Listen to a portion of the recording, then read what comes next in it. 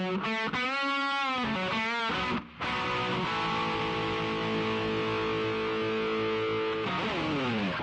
right, welcome to the OFX podcast. I'm Dave Claxton. Along with me is on the bubble Bethany McChesney Oh, yes, I am. and Heather White, just because it's Heather White. Yes, thank you for having me. Oh God, so official. Well, you're like the podcast queen this week. I know. 2 in 2 days. That's more than I've done in my lifetime, I think. Super popular. I Awesome. guess that's what I Makes get. you a pretty big thing. Yeah, That's well, what I okay, get let's for doing dumb things, right? talk about the dumb thing. Yeah. Heather, what did you do? This weekend I did the Barkley Fall Classic, which is I guess people know the Barkley Marathons is popular. There's Netflix documentaries on it. Lazarus Lake is the race director, and it's held in Tennessee at Frozen Head State Park. So the Barkley Fall Classic is like a smaller version of the Barkley Marathons. Okay, so before you jump into too much, I'm going to explain the basic what I know about the regular Barkley Marathon. The regular Barkley Marathon goes on for like 9 million days, and you have no idea where you're going, and there's no maps. No, realistically, though, it's like a multi-lap format, but there's no maps, and you can't use any GPS, and hardly anyone even finishes. Correct. And it's invite only. The marathons is. Yes, yeah. So Yes. so that's the regular Barkley Marathon. This is like like I would call it like a sampler pack. Correct. It's like Okay. a preview. All right. And you weren't allowed GPS, right? Correct. We can have a watch because there's time cutoffs.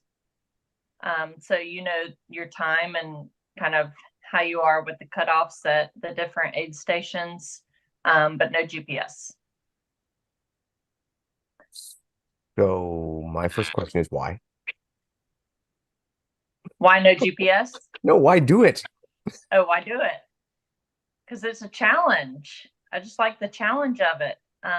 It has usually each year the Barkley Fall Classic has about a 30% finish rate. So I just wanted to go for the challenge and see if I could finish it. And So it's about 50K. It's about 40 miles, which I don't. 50K is 31 miles. Oh, And it is always closer to 40. People map it out on different apps that you can use. After the race, they map out the route and figure out the elevation gain and the actual mileage. It's usually closer to 40 miles and about 14,000 feet of elevation gain. so it's about 65K, give or take. Sure. I don't know. I don't know the conversion. Either way, so were you of the 30%? Did you finish? I did. There you go.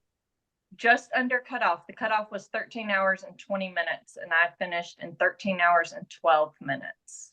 oh, wow. I was the last female finisher. There were over 400 people started, 135 finishers, and 22 female finishers. Wow, good for you. I was Did you the think you were going to make it? No, I knew I would make it. I was able to pace the last 4 miles. I just paced, just knowing that I would beat the cutoff. All right. Now, like you and Beth are obviously Deka partners and get ready for Worlds. Did Bethany approve this race? Did she improve? Did she approve it? Did she say, Heather, this is okay for you to do? Oh, did she approve? I don't think I got permission from her. She probably definitely didn't approve my training mileage the week before Deka Fit Philly when I was training for No. this run. Smashing a 19-mile run 2 days before we have to run it. No. Hey, we still got the job done. We did.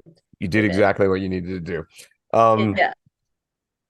So that's cool. That's really impressive. That's a lot. Like that's obviously not everybody can pull that off with only 22 female finishers. Um, Now I know, for example, Christopher Golowski, she went and won for the women. That's awesome. Now she is actually going to the Barkley Marathon. Is that She something is. you ever want to try? It is not. Oh, good. No. Because you put a post like I'm never coming back or something like that. Yeah, that was my immediate reaction after crossing the finish line, was that I finished it, so now I don't have to come back and do it again. But you know, people who are competitive like myself, we want to do something better than we did it last time. So there's definitely a curiosity of how fast can I actually go on it. This was just kind of to see what it was about, and I had never been on the trails before. So now that I feel like I know the trails and I kind of know what the race is about, I feel like I could finish a lot faster, and definitely curious as to what time I could get. But I'm still processing the traumatic events of this past weekend. So with Barkley though, as far as I understand, the route is very undefined. Correct. It's all the same trails usually, but the route changes every year. It's like different directions or a different route, but it's usually the same trails that you'll go on each year. So you know the main trails that you'll be doing. You just don't know if you're going to hit them at the beginning of the race, middle of the race, or at the end of the race. Was there checkpoints like they have in the Barkley marathons where you have to get the pages and stuff? We had to get bib punches. So there were 9 different places where we had to get our bib punch to show that we had been there. Oh, okay. So, and they had good aid stations about every 5 to 6 miles. And they were good, well-stocked aid stations out there. A lot of volunteers out there helping, which is really great. So you never felt like you could get lost? Yeah, definitely. Most of the time there were people around us who had done it before and kind of knew the trails and which way to go. But if you didn't, you could get lost out there. And isn't it that like a lot of that part of the sections are actually from the Barkley Marathon too? Yes, it is. So and they basically do 5 loops of what we did on Saturday. So I could not imagine doing one more loop of that back to back. So much less 5 loops of it. Well, you're nuts. But now you have like what, 10 weeks to get ready for Worlds? Is that what it is? Something in that neighborhood? Yeah. Yes. Oh, it's got to be around that. It's a good chunk of time though, right? Like it's not around the corner. We got some time. Right. The focus will shift now to a little more shorter, faster gym stuff to get ready for Deka. And then I still will be doing endurance trainings. I do have my first 100-miler on New Year's Eve, which will be 3 weeks after Deka Fit. Couldn't you just go drinking? Yeah. That would probably be more fun. You know, it's funny because I would joke about it, but I totally get the draw to doing one of these things, that like that ultimate just finishing is an accomplishment. Actually being one of the people who actually got it done is an accomplishment. I get it. I totally get it. It's not for me, but I completely understand why it would be a draw. It's right. I'm almost jealous of it, but I have no interest. It's addicting.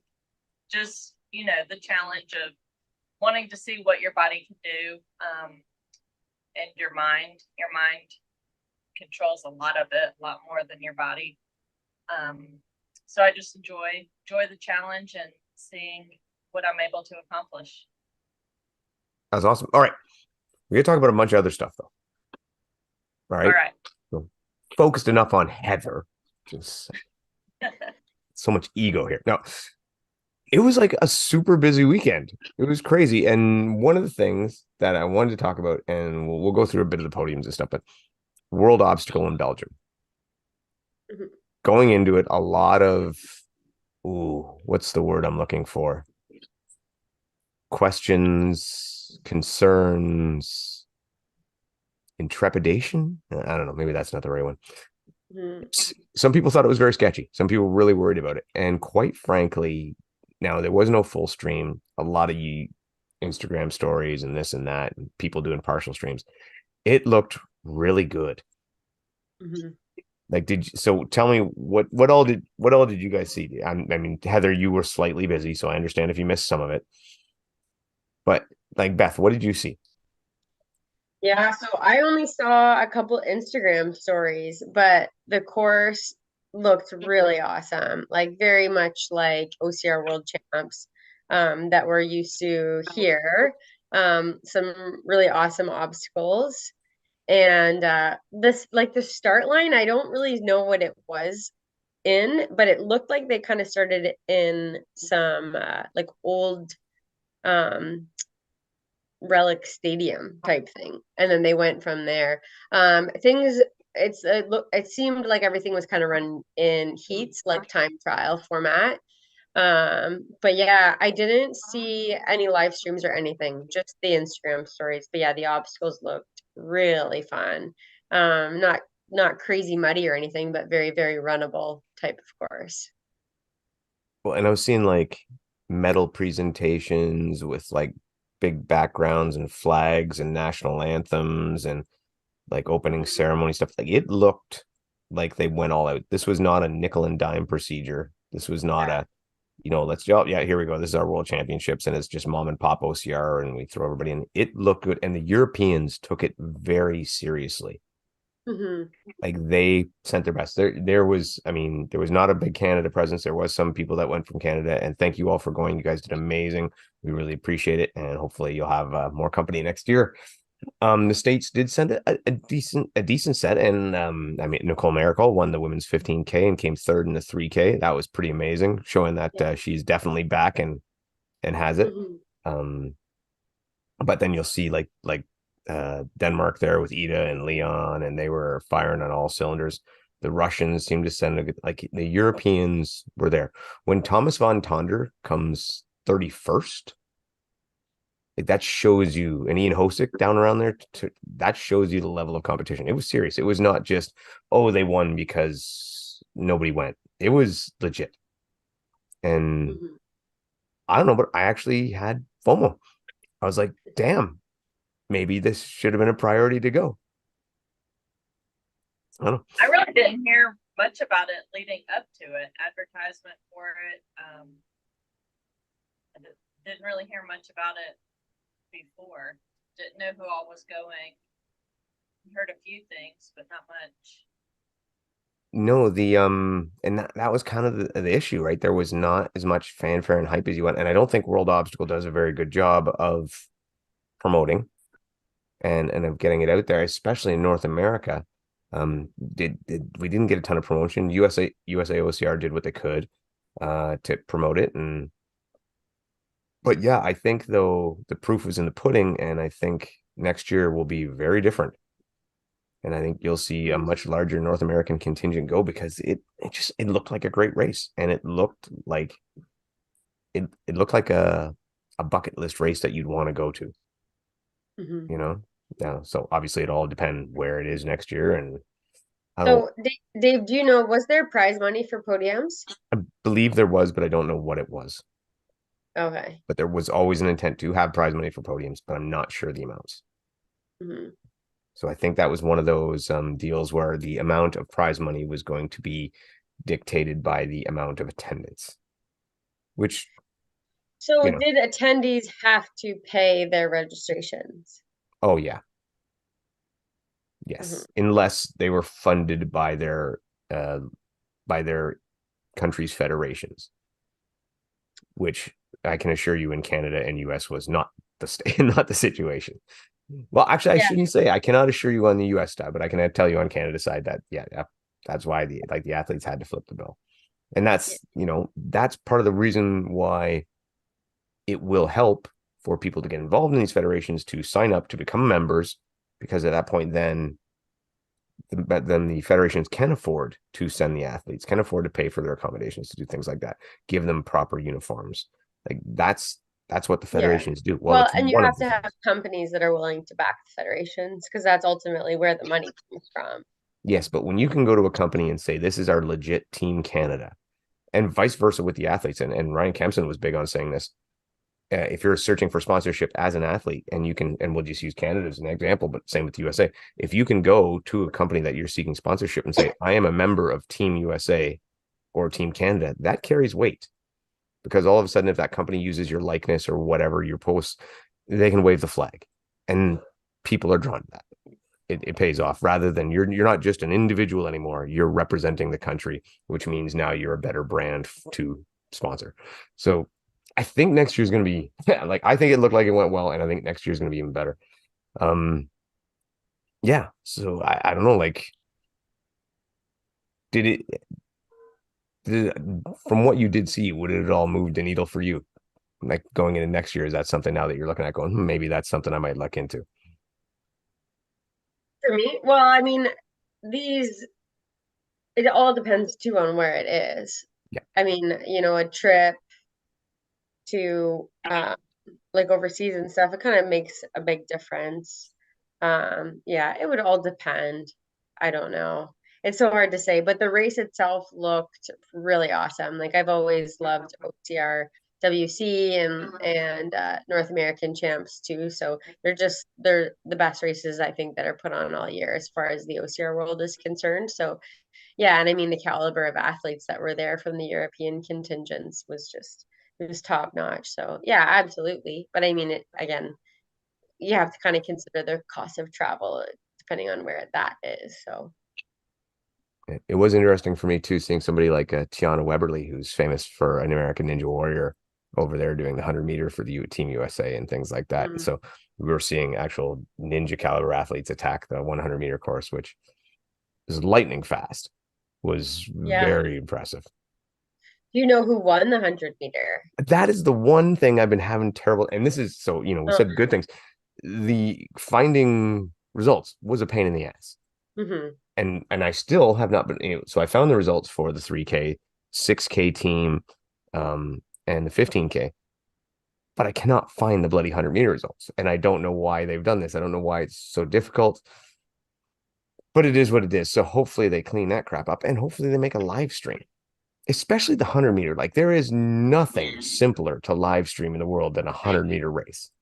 Yeah. Like you need one dude with a camera, give him a sandwich, away he goes. Like it's not hard. So hopefully they remedy that for next year, at least with 100-meter, hopefully with everything though, because it would have been great to see that. I mean, I would have loved seeing Nicole and Ida go at it. Like that looks like they had some great. Nicole, Ida, and Ulrike just seemed to have a great week. And that, with those higher level of obstacles, watching those three women go at it would have been a blast. Mm-hmm. Would have been awesome. Were those the three on the podium? Yeah, that was the three. So if we look for the, hold on here. In the 14K. In the 6K, or sorry, in the 15K, it was actually Nicole Petrova, Elisa Petrova, Ida, and then Ulrike was fourth. Annie Doobie was sixth, is another name that you might know. And then for the 3K was Ida, Nicole, and Ulrike, and then Alyssa for the 3K. So I mean, yeah, they dominated pretty well. But I would pay to watch those three race and actually throw them all and pay to watch those four race anytime. And then, so we had that was great. And then we had, which is relevant to you guys, obviously. And we're going to talk a little more about it a bit later on too, but Orlando Deka Fit. And this one, much like was it Palm Springs last year? West Palm last year was big because it's the last chance qualifier. And so, Beth, did you get to watch the stream on this one? So what did you think of this one? Because this one directly affects you. Yeah, I did watch the women's race quite closely. Yeah, wow, it was a fast race again. And again, when you see the result, it was not probably what people would have predicted. So we had Vivian, super, super close race. Vivian took the win. Was it? Ended up 2 seconds ahead of Camila. Yeah. Less than 5 anyway. Yeah. But a very back and forth race. It looked like, well, so from what I gathered, yeah, Meg took a spill on the box overs and it affected her hip. And then, so she wasn't really able to run like we know Meg can. And then, so she was in the lead up till that point. And then, yeah, we had Vivian and Camila with some back and forth. And looked like Vivian kind of made her move on the bike. And then she ended up finishing ahead of Camila, came in with a bit more of a lead on the burpees, and then Camila kind of caught up. And then Tara did what she does and paced and ran her own race and kind of came in out of nowhere and took the final podium spot just ahead of Meg. So yeah, for Meg to go from setting a world record 2 weeks before to finishing off of the podium was quite unexpected. I'm never shocked by how well Vivian does. No. Although some people might not necessarily vote her in the top, but Vivian does what she can definitely do, and she runs her own race and she races the race and made some moves when she needed to. And she's a powerhouse on that bike, and we know that can make such a difference. So yeah, for her to finish on the top, it doesn't necessarily surprise me, but I'm super proud of Viv. She works very hard and she's always a contender. So yeah, and then we had some kind of newer names come in some really fast times behind that. So which bumps me back a little bit, which makes me more on the bubble. Yeah, I think the top 7 women all had times that were worthy to be in the top 20. Yeah. But obviously some were already there and stuff like that. So yeah, it does bump you back a bit, but I still think that actually the roll down will happen enough because there are quite a few European athletes I don't think will be going. Mm-hmm. And as we know before, maybe some North American athletes making the decision between Deka Worlds and High Rock Sweden. So, I think that'll be the case. And I'll throw it out there. Camilla Massa surprised me. Huge. Like I knew she would do well, right? Like I thought she would qualify for the top 20. I did not think that she would have, and although she didn't win, shown the potential to beat Vivian, Meg, and Tara. Mm-hmm. Like she has definitely been putting in the work though. So it paid off for her. She works hard and she's dedicated to it. So I'm excited to see what she can do at Worlds. Yeah. You gotta be a little louder, Heather. We can barely hear you. Oh, okay. You gotta get a little closer. I was just saying that she's definitely put in the work for it. She trains hard. I know I see all of her Instagram posts that she's always training hard. She's very dedicated to it. So I'm happy for her that she was able to put it all to work at this event. Yeah. It Well, and has I shown. did see she made a post, a story today saying she's going to go to another event this weekend, which would be her last chance to qualify in a mile and a strong. So Right. her goal is to be there for all 3. Yeah, and Right. I think they're actually in a couple of relays as well. They're looking for head to head with us, Beth. Oh, really? Her and Luca. Yep. So. Oh boy. Bring it. Yeah. Actually, I think we do have them on the time. We have a little better time than them. Oh, really? Yep, we do. I For think now. I think they are the seed right behind us. I think we're 1649 and they're like a 1711 or something like that. Oh, really? Yeah. So we got them. We got them. They're scared. Oh, They're yeah. nervous. They're nervous. I wish that I would have had a few more options for the Deka Gym events around me. I was hoping to potentially get a mile in, but I just wasn't able to find an event close enough to me that I was able to get to. It would have been fun to do some partners, some relay teams on the strong and mile, but there's not really within a few hour drive of me here in Alabama. So I'll just be going for the Deka Fit relay in the strong. which is strange because I would have thought Alabama would have had a lot. I mean, I don't know, it just seems like a thing. It's not the Deka hotbed that Southern Ontario has become. It's like one every other weekend here now, which is great. It's fantastic. I mean, I could pump the tires and try to sell tickets, but Farm Girl has their Deka Strong this weekend, but it's sold out twice. So I think, you know what, I lied. There might be one team spot left.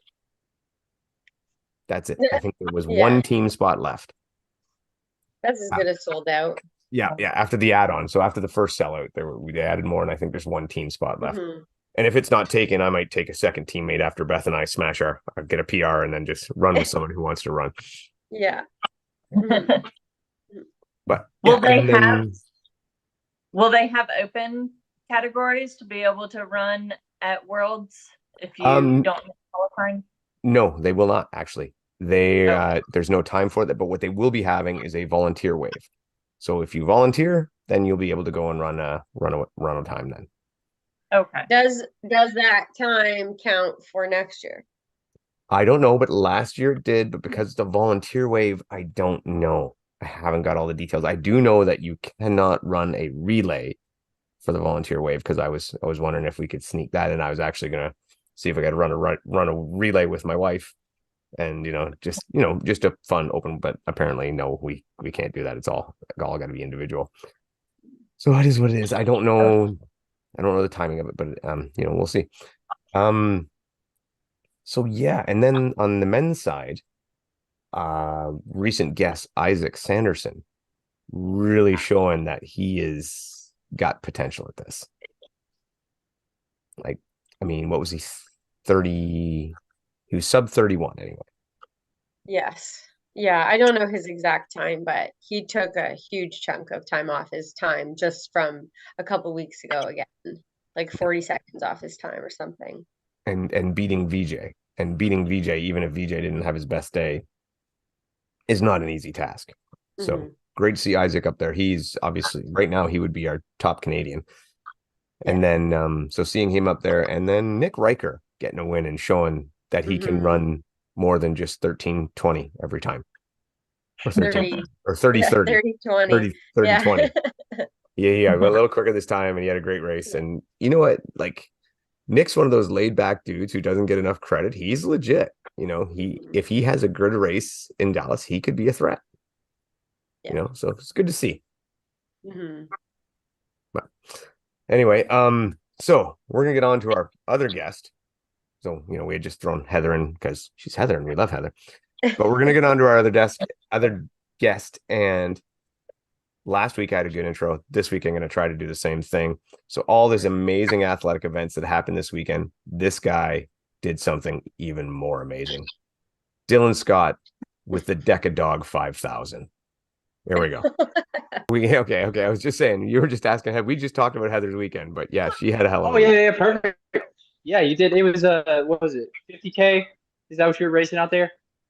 Yeah, loosely a 50K, more closer to 40 miles. Loosely a 50K, where they just kind of point in a direction and go that way. Right. So it was the Barkley Fall Classic 50K. So it was definitely a challenge, but we got it done. Good. Because was Chris out there as well? She did. She won it. So she got a golden ticket to the Barkley Marathons. That seems like something that would be her jam. Oh, yeah. There's never been a female finisher for the Barkley Marathon. So I'm really excited to see if she can be the first female finisher. That'll be in, believe March or March. So that'll be fun to keep up with. If she is, I would not be surprised. Oh, no. I think she can do it. It'll just come down to her navigation skills. If she can navigate it, she can do everything else. Right. Right. She has some people that are going to help her with that have done the Barkley Marathons previously, and know how to do navigation. So she's got some connections that she's going to learn how to do all of that and be prepared for it. Well, and seeing it this weekend, or parts of it, is the kind of thing. helps. That'll help her, right? It'll be a little bit more familiar terrain. This was her third time doing the Barkley Fall Classic also. Oh, yeah. Yeah. It's just totally a Chris thing. Yeah. Yeah, absolutely. All right, but Dylan, I did the introduction and I said there was like obstacle worlds this weekend. There was the Barkley, the Barkley, what was it called again? Fall Classic, Deka Orlando, but all of them compared to your athletic endeavor, the Deka Dog 5000. Yeah. How can you even look at a hot dog anymore? I'll be honest with you. After about 4 hours, I had an appetite again. I was back eating. Like, I had a full dinner that night. I was good to go. I did. I mean, we'll go through it all, but I came home. I laid down for a little bit. I was like, not feeling too hot, and then, about 3 o'clock, I was like, never mind. I'm fine. We're good. Let's go. Business as usual. So did Yancey make this? Is this an official qualifying time? Does this count? Like, does this get you into the top 20? I feel like I don't know if you got 20 people who want to take part in this. To be honest, I'm gonna go ahead and claim that I am the Deka Dog world record holder. That was an official event in my book.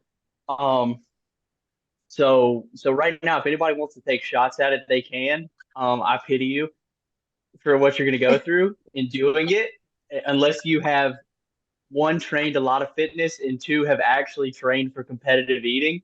Your stomach is not going to enjoy it. And the hot dogs require the bun. Yes. Yeah. Now you can take it apart.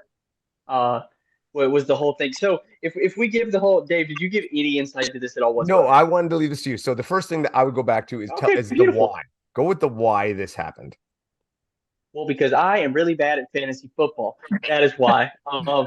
So we've got a fantasy football league that's got a lot of guys within the Deka world. We got, Ryan Kent, David Makita, Rich Ryan, Nick Riker, Jeff Barton, who's the announcer for all the Deka Fit stuff. He was the one who actually won the league last year.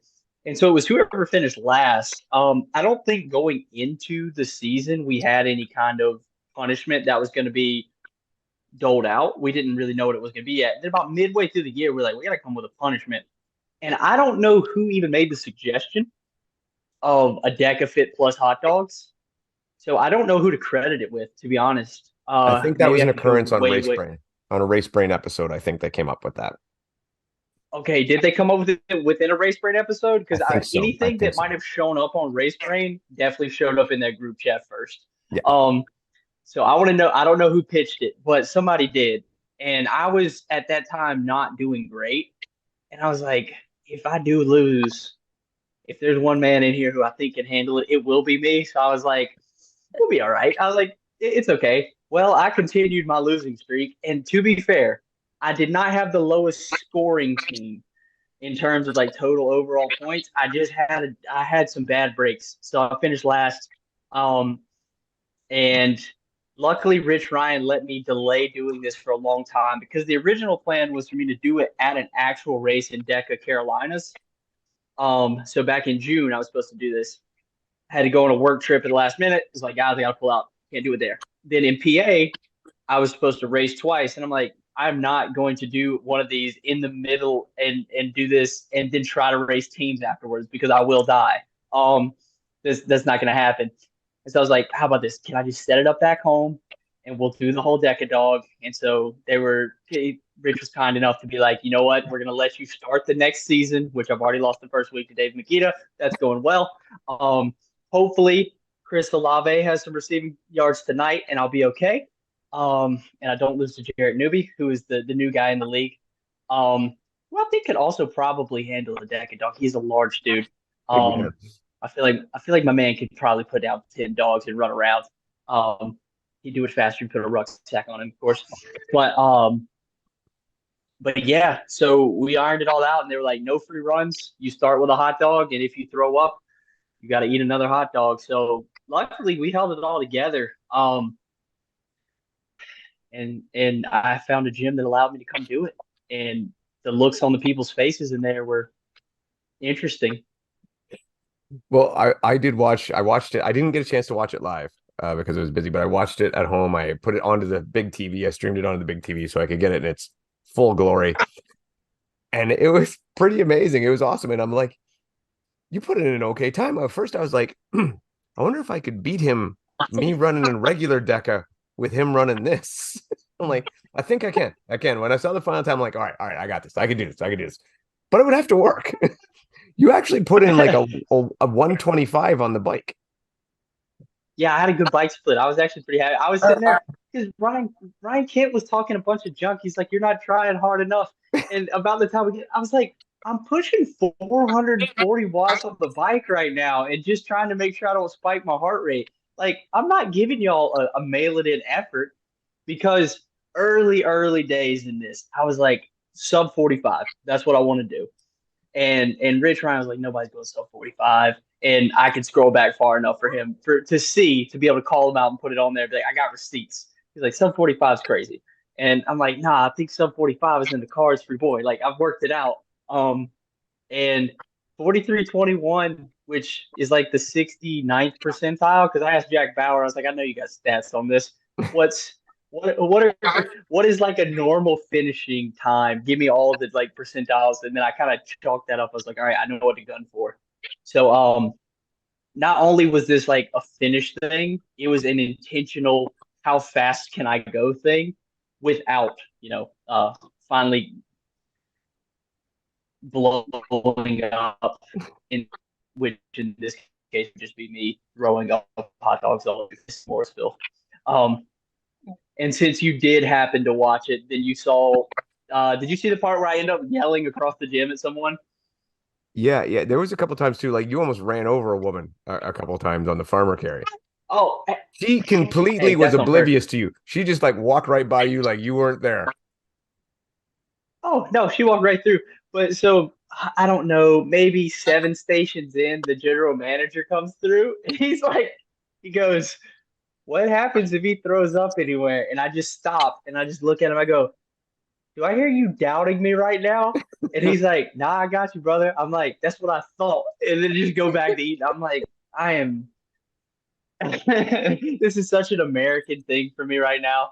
I'm pretty sure if I like if there's a citizenship test, maybe it should be that. I think any person who can complete a Deka Dog, I'm like, I want them to be an American. And that counts for this guy too. Like when he grows up and he's like, Dad, I can't do it. I'll be like, pack your bags. We gotta get out of here. Dude is already thicker than you, man. I think he can outlift you. He probably can.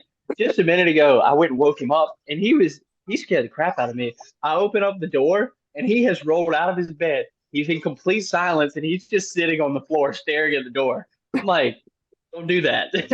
Like when I open a door to a dark room and there's just a baby upright in the middle of the floor, I'm like, chill.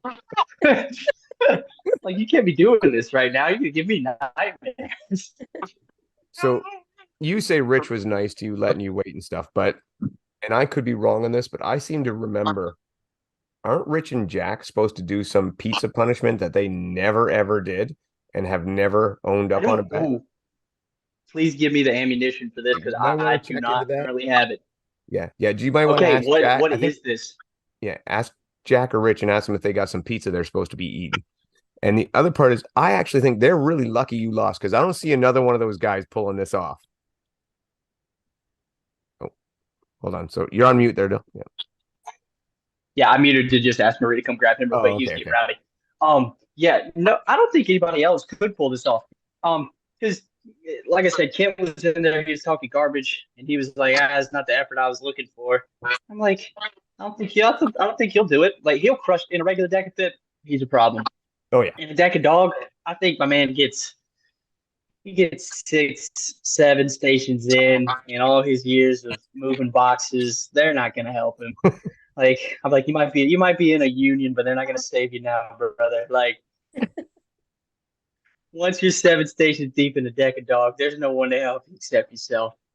I might give it to Jack. Now that I know, I might give it to Jack after seeing Jack do a beer mile and successfully. He run a pretty Jack run a pretty hardcore beer mile. He was like 6 6:13 or 6 something. So he did pretty good beer That's mile. solid. I'm gonna throw it to maybe Jack could pull it off. Well, the person who I fear the most if they lost is Nick Riker. No, that's Nick, I was like, it's like if Nick loses this, he's gonna be bedridden for a month. Like, I, I don't think we should give Nick an entire week to eat 10 hot dogs. Like, I don't know yeah. if the ulcerative colitis is gonna allow for that. No, I think he might be the one that we would be like, hey, this is a medical exemption. We can't do this. yeah, I think you might Will want it to. be game punishment this year for y'all? Have you talked about it? We need to develop one. Which I mean, honestly, it's fair. We started the season and I hadn't even paid it yet, so we got to figure out what it's going to be. I don't know if it will be continually standing as this, and then we just years and years of doing this and figure out who is the complete hybrid athlete. Like I know how they have the whole trifecta. Well, go ahead and throw a fifth event in there, and now you've got your high rocks time, your Deka Fit time, your strong, your mile, and your Deka Dog. And right, I mean, could you argue that somebody who's got the fastest time for all of those is not the complete hybrid athlete? Well, I know last month you really bumped up the standings. You jumped like 5 spots. I only can anticipate that you will be first after this incredible endeavor.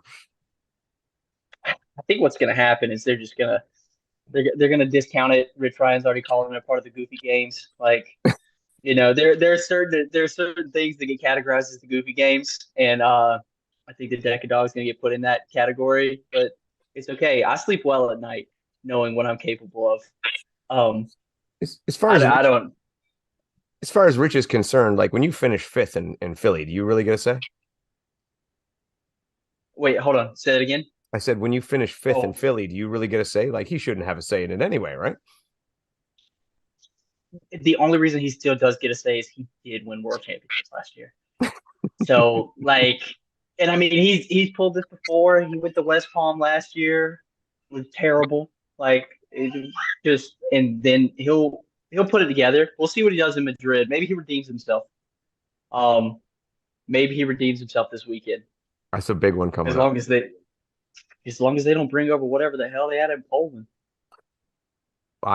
Did you see the Poland sled, Beth and Heather? The Polish sled? I heard about it. I didn't see any of the live stream or any videos of it, but I did hear that the sleds were hard, or what they consider hard. So, Austin Poland. Azar did like a 6-minute sled pull. Oh wow. And he's one of the strongest dudes I've ever seen. Like that guy is just a beast. It's crazy. So and I mean, like sled pulls can play a little bit like to technique. For people, you could be really strong. Like there was a CrossFit guy who came in, Brandon Luckett, and he pulled on a course where I pulled in the 4 lows. He pulled a 5 high, and there's no question that Brandon Luckett is stronger than me. So it can come down to form, but when the whole field is like markedly slower than every other place, you're over here thinking like, did Poland just like glue these to the ground beforehand?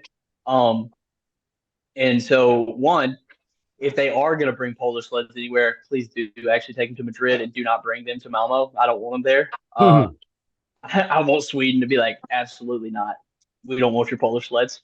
But I'm looking forward to watching them this week and seeing what goes down this weekend, because it's going to be. I mean, if Spain continues to turn out what it's turned out in the past, it's going to be a barn burner. Yeah, and I do hope Rich does well, for his sake, because he's done a lot of talking, so hopefully he can back it up. But I think he can. But I mean, I agree. Yeah. So we haven't really seen you. We haven't seen you since Philly, and then Orlando went today. So now, realistically, and we talked about this a little bit earlier, we didn't really talk about the men's too much because we knew we were going to speak with you. The Deka Fit field is kind of set. Now, we don't know who's all going, who's not going, but did you get any surprises in Orlando? Anything take you off guard or anything? We'll start with men's. I mean, the only one that underperformed, I guess, would be BJ, in my opinion. He didn't quite back up the amount of talk that he had put out there, as well as I thought that he would have raced a little bit better. But other than that, Isaac Sanderson he's continued to improve. and he did it about exactly what I expected of him. I thought he would go about 30-30. I think he's 30-27. And I think he between now and December is going to continue to improve. Nick Riker did what I expected from Nick. And so nothing on the men's side really shocked me. The most shocking thing was VJ not going out and racing better than he had raced before. I think was it. But you can have all things. And you can think you're in really good shape and you can show up and things can just not click that day. That happens. It's happened to me before. And then you can come back and 2 weeks later, you're perfectly fine. So we'll see where it rolls with that. Nothing really surprised me that much on the men's side from Orlando. All right, go. You might as well dive into the women. No, the women's side was, I think it's a lot more surprising when you look at it on paper if you didn't watch the race, because you're like, what the heck happened to Meg Jacoby? But if you're watching the race, then of course you see her fall off that box. And you also see, like, right before that, you see that her running form dramatically shifted. Because I was watching, she had long, fluid, lengthy stride, falls off the box, and then you just watch everything tie up on her. And she just looked like she was limping her way through everything. So on paper, looks really bad. Camilla, she comes out. You've seen just consistently on Instagram and stuff like that she's putting in work. She's been putting in work. All of her numbers have been moving, and then she crushes.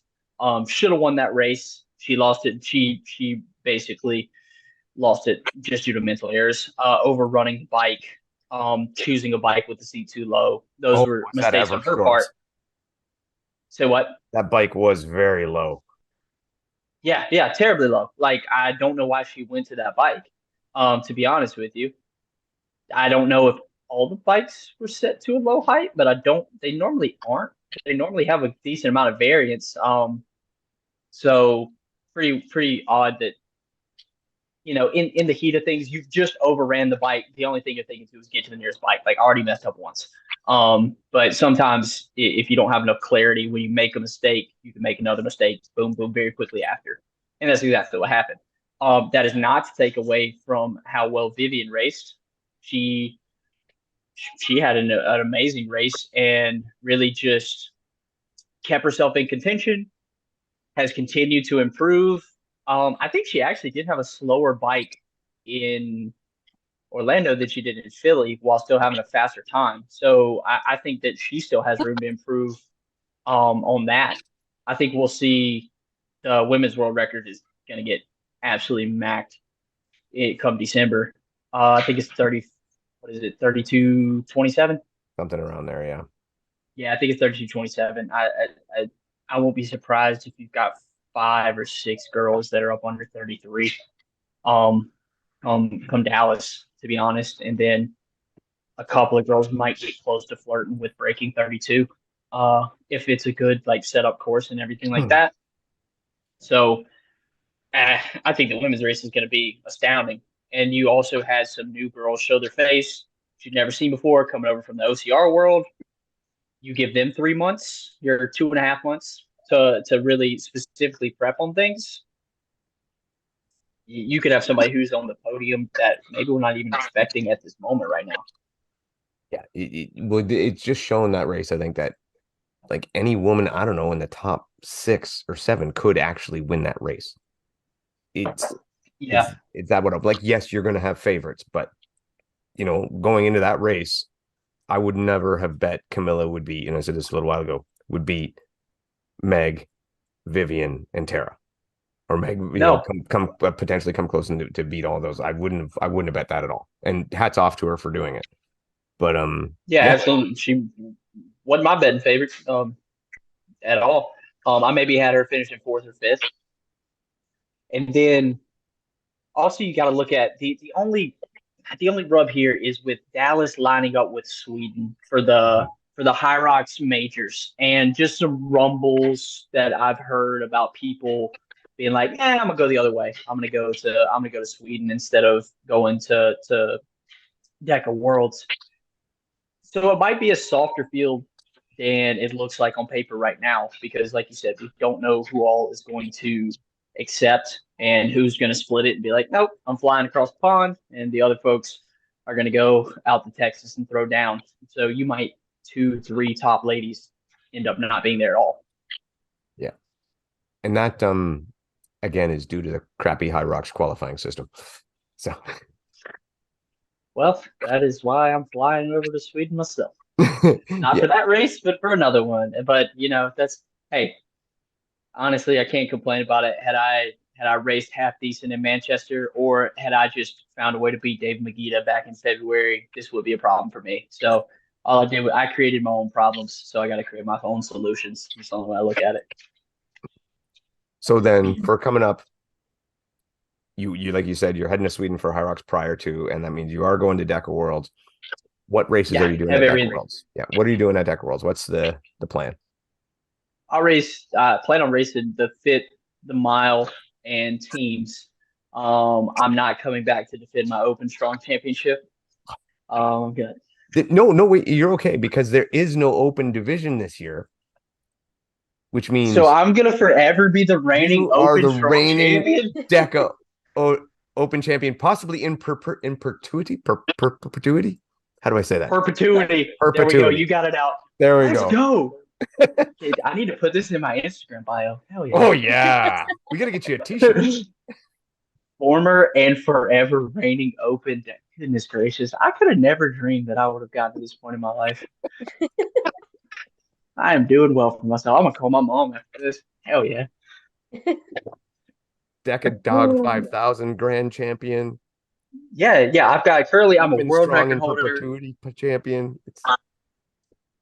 This is sponsors are going to be banging down the door, Dylan.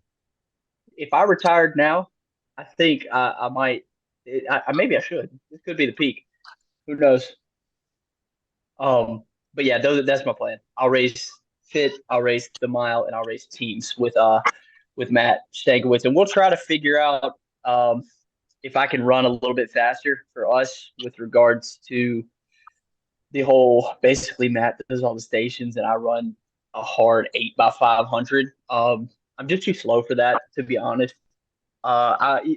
If you want that plan to work, just go peel somebody off of like a college cross country team or something like that. And that's what Heather did. Yes, that's why I got that's really runs all the 500. I'm a little bit 20 years out of that, but yeah, it's fair enough. You're either way. You're extremely fast, and I'm not extremely fast.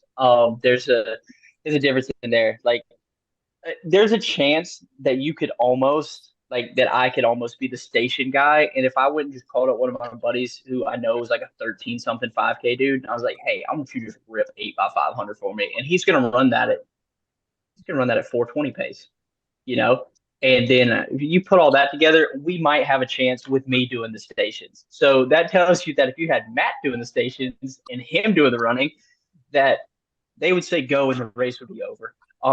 He's still got to do those 2 runs though. And I know he's quick for a big man. He is quick for a big man, but that last run is hard on him. It is hard on him. Let me tell you, when I found myself having to push and pull the tank out of the end, I was like, "What, Matt? Come on, you're the big guy. Why am I pushing the tank right now? This is no fun." You were supposed to demolish this, and then we just kind of jogged it. I was like, "It's okay. Today was not our day." But yeah, that'll be the game plan. He's working on his end to just kind of up his overall aerobic capacity to just be able to handle, hey, I'm going to go out and I'm going to row a 118, 500, and then be able to come back and not be in so much oxygen debt that I just stay anaerobic for every other station after that. Because to row that fast, he got too excited, man. I was like, I saw this split and I was like, oh, he's at 116.5 right now. I'm like, Matt, you gotta ease that back. So we'll have a little bit of a different strategy with regards to his pacing. For me, it's just run as fast as I possibly can. And let me tell you, you wouldn't think it, but 8x500 is long. Bethany knows. Bethany, you run those 500s. Those 500s get long. You're like, and some of the rests are like 30 seconds or less when you smash like a farmer's carry in 25 seconds. Right. Yeah, exactly. You're like, oh, cool. I'm doing 8x500 on variable rest at, like 3K pace. But also remember, your rest could be 25 seconds or your rest could be almost a minute and a half. Like, Mhm. Yeah. so That's when you guys get in. You that's guys get in around the bike, and you're like, you're like, go, go, go, but secretly, you're like, well, yeah. not quite that Yeah, fast. couple more seconds. Couple more seconds. Let it wind out. Oh, Let let it me tell wind out. you. Yeah. When I was like, oh, Matt's not gonna do this in 25, he's gonna do it in 33. I'm like, I get 33% more rest. Let's go, boy. I'm like, are we losing right now? Yes, but do my lungs care? Not really. No. Um, I am tired. It's Awesome.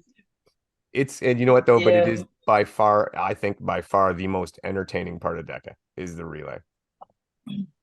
relays are so much fun. They're like, no matter how tired I am or how much I might be like, oh, I'm not enjoying this, I'm loving every second of it.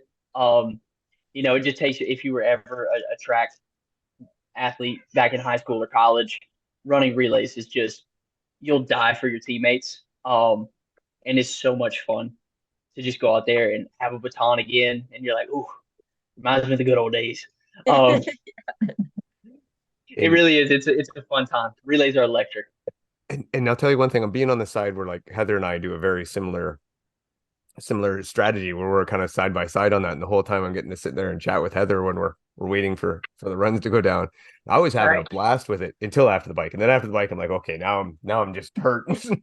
There's no more time to talk and have fun. Now I just need to survive. But up till then, it was like having a blast. We're like having a great time. Way to go. But It's good. Yeah, far and away the it's most all fun. fun and games. All fun and games until you do the bike, and then the amount of pain that one machine can put you into is it's impressive, honestly. It will humble you so fast. Well, we've been talking about it recently, and we were just saying what a difference it would be if the bike was meters and not calories. It would be a completely different game. Yeah, due to the like exponential nature of calories versus Well, the like speed output. Yep. Yep. That is true. Yeah. Yeah. We did a test, my wife and I, we mentioned this the other week where we had her just plod along and do 4 minutes, 25 cal over 4 minutes. And she went 1,800 kilometers or 1,800 kilometers, 1,800 meters. 1,800 kilometers is much different. Yeah. 1,800 meters. And then I did 25 cal in 50 seconds and I went 700 meters. So that's the amount of difference it meant that curve of power output means.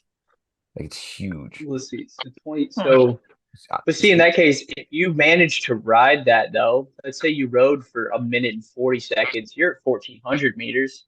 Mm-hmm. So you're getting to 1,800 meters in just over 2 minutes. Yeah. Yeah. But what I'm saying is we were both at 25 cal and I was 3 minutes and 10 seconds faster and only had to go 700 meters compared to 1,800 meters. It's a massive curve. Yeah, it is a massive curve, but I'm looking at like how quickly you could still get like, oh yeah, how quickly you still get to. I mean, you're still going to get there a lot faster, oh but yeah, again, sure. that's a 3 minute 10 gap versus a minute and 50-second gap. I guess let's say it takes 2:10 for you to cover 1,800 meters at that clip, which honestly you couldn't. No. Your heart would explode. But all that said, it's like, all right, yeah, the gaps would be exponentially condensed if you were like, all right, we got to do meter because they're exponentially expanded from calories. Yeah, it would be interesting. It would be interesting to see how it worked out. But anyway, it is what it is, and it's a lot of fun, and gives us all a reason to just keep hammering that bike.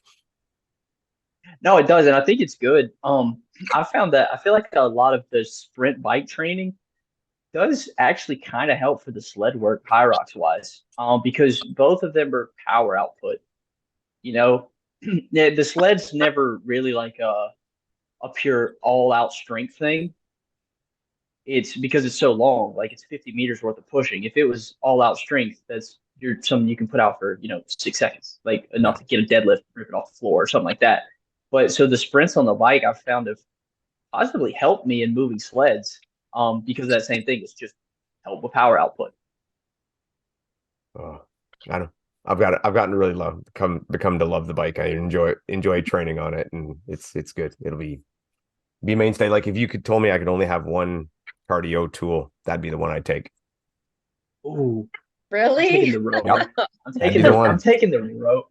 That's the way. Okay, so you're going with that. Well, we started the discussion now, and I don't want to go. Okay, so I get this is probably what I'll finish off on for tonight, and then I'll go help with him. All right, so Dave, you're going assault bike. Yeah. Heather, what are you going with? I would probably say the rower. Okay. I'd say ski erg. I get sciatic pain at 1,200 meters on the rower. I have to go with the ski erg. Okay. All right. So Heather, I'm going with you. I'm going with the rower. The rower. I do like the rower. I enjoy it, but that bike, it's just, I don't know, something about it, the way it works. I find it most bang for my buck. If you told me that I only had 20 minutes to train a day, I might take the bike. But if you were like, you just train however much you want, but you get one tool, like, yeah, I'm going rower. No, you're going to go with a bike, a pull-up bar, and a 50-pound dumbbell. There we go. You need two 50-pound dumbbells so that you can do double presses. I was doing 60s the other day, man. I know. I saw it. I think you might have sent me a video, and you're like, that 60. Well, I think it's the only thing I can do that you can't do. That's not true. You could crush me in weighted pull-ups. Yeah, maybe.